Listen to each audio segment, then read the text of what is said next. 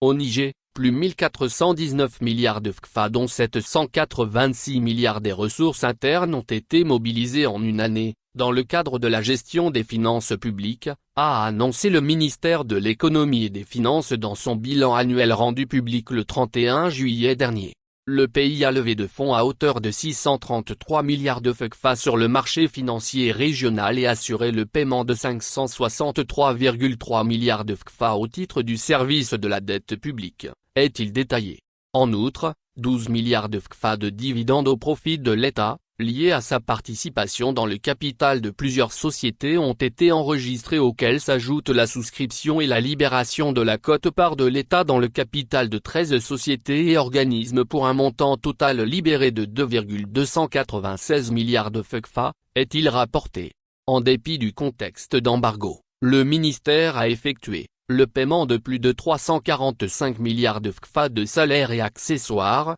soit une moyenne mensuelle de 31 364 299 368, 31 364 299 368, francs CFA. Le bilan fait état de réforme des finances des collectivités territoriales, du contrôle des finances publiques de l'État et ses démembrements, des marchés publics, de la gestion du patrimoine de l'État, de l'assistance judiciaire et d'informatisation et enfin de la digitalisation des services. S'y ajoute la consolidation du cadre macroéconomique et de l'assainissement des finances publiques, conformément aux orientations du CNSP, le recentrage des urgences gouvernementales autour de 6 priorités nationales et la rigueur dans la gestion des finances publiques, combinée à une diplomatie financière offensive, peut-on y lire. Il faut aussi souligner la régulation de la trésorerie ayant permis de flécher les dépenses publiques vers les priorités définies par le CNSP et le gouvernement ainsi que l'organisation de tournées régionales de formation, de dissémination et de sensibilisation des parties prenantes sur les textes réglementaires en vue d'une meilleure gestion financière des collectivités territoriales.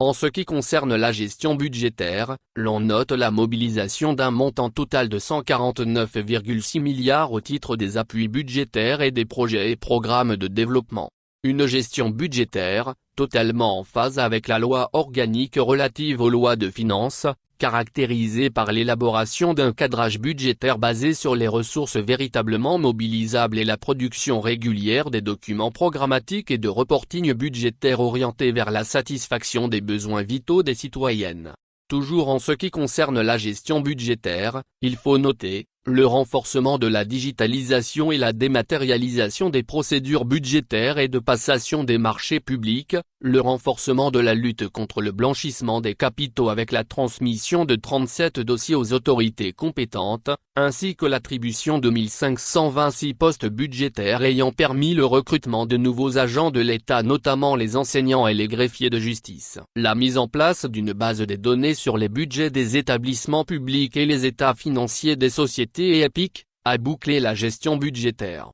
Concernant la gestion du patrimoine de l'État, il faut souligner la résiliation de 39 contrats de maisons conventionnés abritant les institutions dissoutes ainsi que la réhabilitation desdits bâtiments, conformément au contrat de location pour une économie de 1,123 milliards. Il faut enfin noter dans le cadre de la gestion du patrimoine de l'État, la récupération, au profit du ministère des Mines de l'immeuble de l'uranium suite à la dénonciation de la convention de location avec les sociétés minières, Somaïr, Imouraren, Orano et Cominac, le rapatriement à la direction du parc automobile national et du garage administratif des véhicules administratifs des institutions dissoutes et le renforcement de la défense des intérêts du Niger en matière d'assistance judiciaire avec 48 affaires jugées en faveur de l'État. Et pourtant au lendemain des événements du 26 juillet 2023, un ancien Premier ministre du régime déchu disait sur le plateau de la télévision Mille Collines que le Niger ne tiendrait pas 2 semaines avec les batteries des sanctions cyniques infligées à notre pays. Tout ont-ils jacassé en répétant que l'économie nigérienne était basée sur l'assistance extérieure. Or,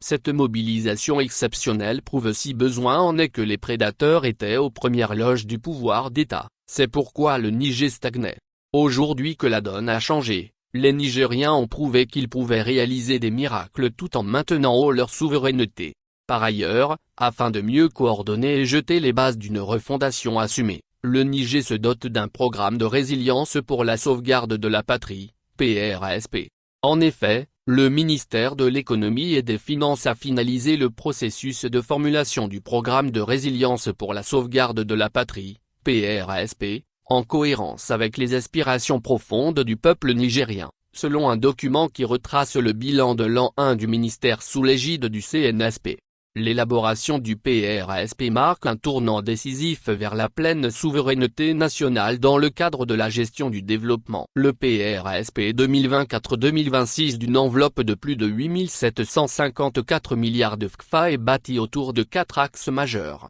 renforcement de la gouvernance, de la paix et la sécurité, développement inclusif du capital humain, amélioration de la croissance économique et de l'emploi, les promotions de la participation citoyenne. Les autres réalisations du ministère ont porté sur la planification du développement, l'amélioration de la mise en œuvre des projets et programmes de développement et le renforcement du système statistique national. S'y ajoute le renforcement du cadre de production et de traitement des statistiques nationales, la prise de nombreuses mesures importantes par le gouvernement en vue de renforcer le climat des affaires, l'amélioration du recouvrement des recettes ou l'allègement des souffrances des populations. Le ministère a en outre effectué 25 missions de passation des services au sein de l'administration centrale, des établissements publics, sociétés d'État et sociétés d'économie mixte, 7,07, autres d'enquête administrative, 4,04, celles de vérification et 5,05, d'audit des dépenses. Le document bilan note la révision de la base taxable de 10, produits de grande consommation et l'assouplissement des conditions de dédouanement des motocycles et des tricycles pour aider les citoyens à se conformer à la loi.